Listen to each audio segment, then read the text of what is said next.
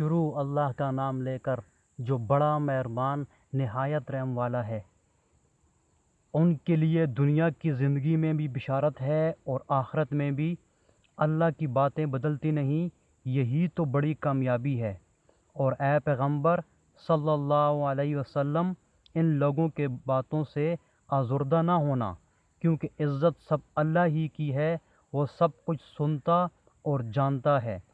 سن رکھو کہ جو مخلوق آسمانوں میں ہے اور جو زمین میں ہے، سب اللہ ہی کے بندے اور اس کے مملوک ہیں، اور یہ جو اللہ کے سوا اپنے بنائے ہوئے شریکوں کو پکارتے ہیں، وہ کسی اور چیز کے پیچھے نہیں چلتے، صرف ظن کے پیچھے چلتے ہیں اور محض اٹکلیاں دوڑا رہے ہیں۔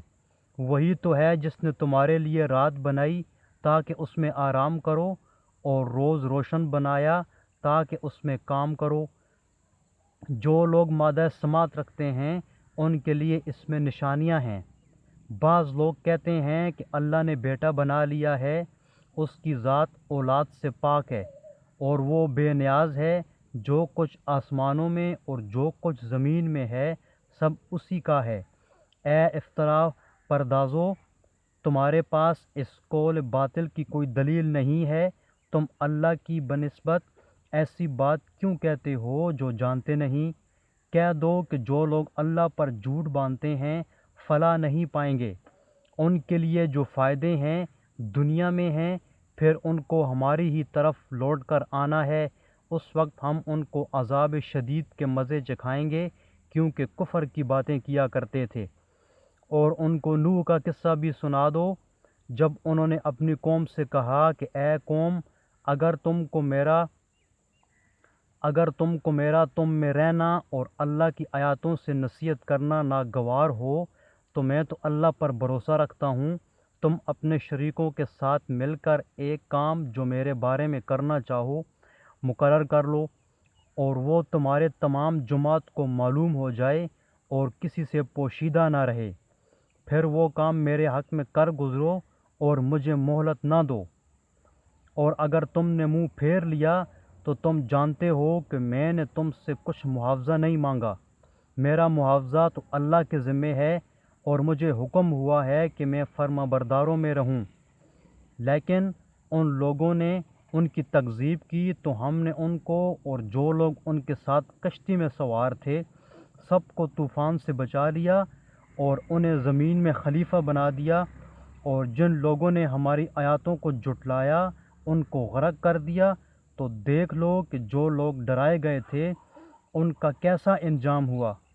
پھر نوح کے بعد ہم نے اور پیغمبر اپنی اپنی قوم کی طرف بھیجے تو وہ ان کے پاس کھلی نشانیاں لے کر آئے، مگر وہ لوگ ایسے نہ تھے کہ جس چیز کی پہلے تکذیب کر چکے تھے اس پر ایمان لے آتے۔ اسی طرح ہم زیادتی کرنے والوں کے دلوں پر مہر لگا دیتے ہیں۔ پھر ان کے بعد ہم نے موسیٰ اور ہارون کو اپنی نشانیاں دے کر فرعون اور اس کے سرداروں کے پاس بھیجا، تو انہوں نے تکبر کیا اور وہ گنہگار لوگ تھے۔ تو جب ان کے پاس ہمارے ہاتھ سے حق آیا تو کہنے لگے کہ یہ تو صریح جادو ہے۔ موسیٰ نے کہا، کیا تم حق کے بارے میں جب وہ تمہارے پاس آیا یہ کہتے ہو کہ یہ جادو ہے، حالانکہ جادوگر فلاح نہیں پائیں گے؟ وہ بولے، کیا تم ہمارے پاس اس لیے آئے ہو کہ جس راہ پر ہم اپنے باپ دادا کو پاتے رہے اس سے ہم کو پھیر دو، اور اس ملک میں تم دونوں ہی کی سرداری ہو جائے، اور ہم تم پر ایمان لانے والے نہیں ہیں۔ اور فرعون نے حکم دیا کہ سب کامل فنکار جادوگروں کو ہمارے پاس لے آؤ۔ جب جادوگر آئے تو موسیٰ نے ان سے کہا کہ تم کو ڈالنا ہو ڈالو۔ جب انہوں نے اپنی رسیوں اور لاٹھیوں کو ڈالا تو موسیٰ نے کہا کہ جو چیز تم بنا کر لائے ہو جادو ہے، اللہ اس کو ابھی نیست و نابود کر دے گا۔ اللہ شریروں کے کام سنوارا نہیں کرتا، اور اللہ اپنے حکم سے سچ کو سچ ہی کر دے گا، اگرچہ گناہگار برا ہی مانے۔ تو موسیٰ پر کوئی ایمان نہ لایا مگر ان کی قوم میں سے چند لڑکے، اور وہ بھی فرعون اور اس کے اہل دربار سے ڈرتے ڈرتے کہ کہیں وہ ان کو آفت میں نہ پھنسا دے۔ اور فرعون ملک میں تکبر وہ متغلب اور کفر میں حد سے بڑا ہوا تھا۔ اور موسیٰ نے کہا اے قوم اگر تم اللہ پر ایمان لائے ہو تو اگر دل سے فرما بردار ہو تو اسی پر بھروسہ رکھو۔ تو وہ بولے کہ ہم اللہ ہی پر بھروسہ رکھتے ہیں۔ اے ہمارے پروردگار ہم کو ظالم لوگوں کے ہاتھ سے آزمائش میں نہ ڈال اور اپنی رحمت سے قوم کفار سے نجات بخش۔ اور ہم نے موسیٰ اور اس کے بھائی کی طرف وحی بھیجی کہ اپنے لوگوں کے لیے مصر میں گھر بناؤ اور اپنے گھروں کو قبلہ یعنی مسجدیں ٹھہراؤ اور نماز پڑھو اور مومنوں کو خوشخبری سنا دو۔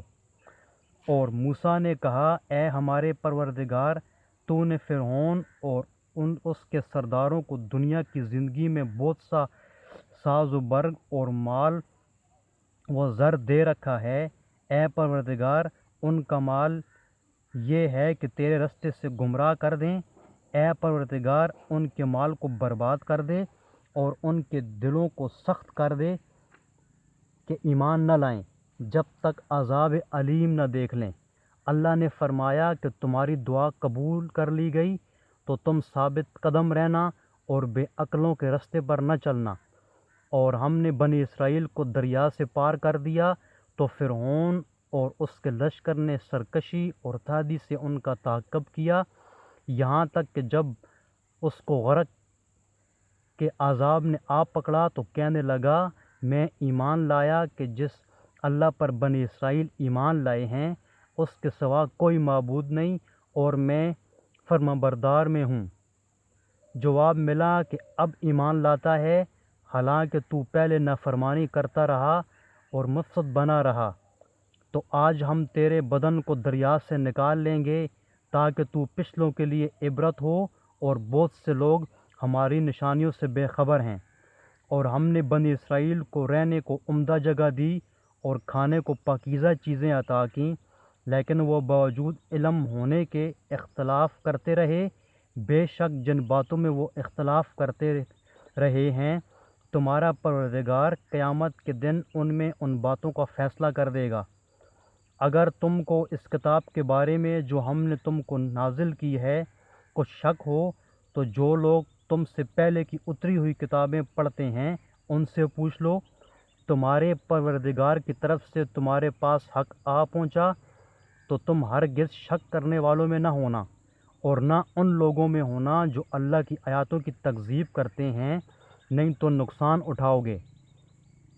جن لوگوں کے بارے میں اللہ کا حکم یعنی عذاب قرار پا چکا ہے وہ ایمان نہیں لانے کے جب تک عذاب علیم نہ دیکھ لیں، خواہ ان کے پاس ہر طرح کی نشانی آ جائے۔